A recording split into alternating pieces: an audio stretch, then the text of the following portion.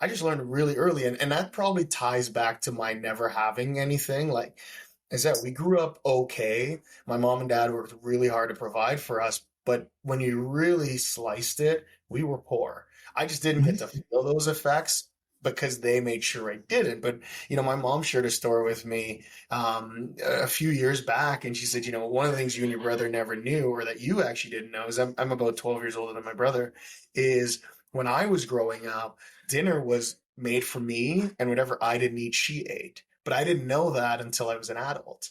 Little things Wow. like that, right? I had Wow. no idea until very, very recently. And she shared that with me. And I said, well, what? And she goes, well, yeah, think about it. Like I put, a chicken breast on your plate with some rice and some veggies, and whatever you couldn't finish was then my dinner. And I said, well, what if I ate it all? She goes, well, then those were the days I really didn't eat dinner.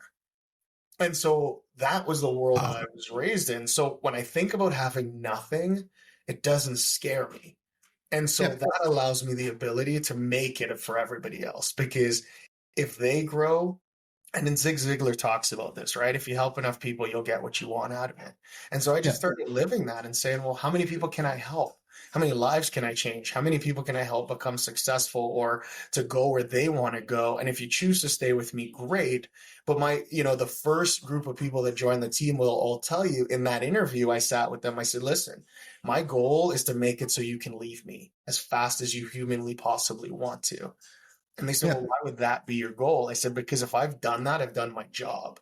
But if you Yep. stay with me, it's because you're into where we can go together. Back to that original quote, right? You playing small helps no one.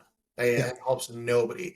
And it was some of those sort of stuff. Like when I talk about these things with my mom, that's a really big part of my why, Yep. was everything she had to go through. And that's how it started. It was like, I was like, I don't want anybody else to ever have to go through that.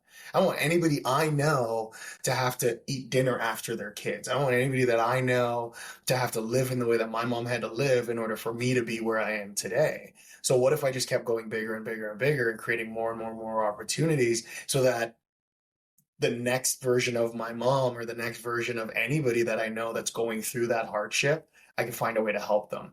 Whether it's Yep. in one of my businesses, whether it's financially, whether it's with coaching, whether it's with whatever, we can still help. And that's really what my why got centered around. And for anyone listening, find your purpose. Like find why the reason you're here, because you're here for something bigger. Like none of us were put on this earth to just do one little small thing or one little small job or whatever that is. We're all meant for greatness.